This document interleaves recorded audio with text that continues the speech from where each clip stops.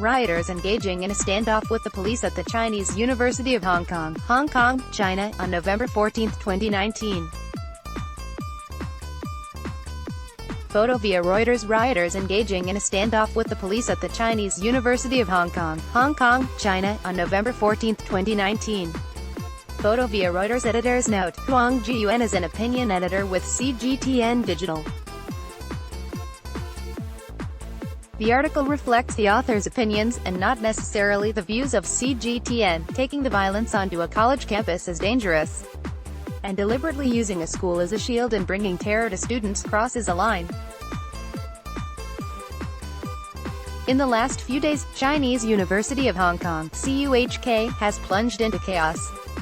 Clashes between police and rioters reached a deadly level. School officials' call for peace was overshadowed by flying Molotov cocktails and tear gas. Many students from the Chinese mainland have been evacuated from the campus for fear of being targeted. No university campus should be turned into a battleground. No academic officials should be forced to mediate between the police and students. No students should be afraid of simply being who they are. And most importantly, rioters should not be causing this kind of havoc to their own school, their own professors, and their peers. This is not just a moral call. Events in the past 2 days have far-reaching ramifications beyond a simple right versus wrong judgment. The standoff at CUHK has been violent and intense.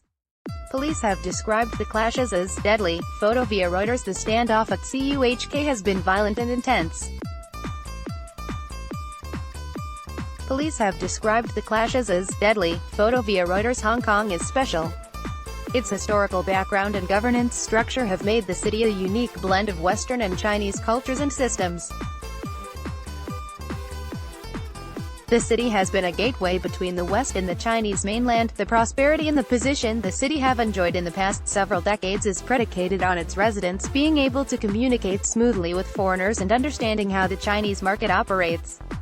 The past several days have upended and politicized both for the future. Although hostility toward Chinese mainland residents has been on the rise, experiencing this at school is different from experiencing it in society. In society, the conversation is inextricably tied to the economy. The comparison between economic inequality in Hong Kong and the rise of Chinese mainland have been attributed by many as a main cause of the protest.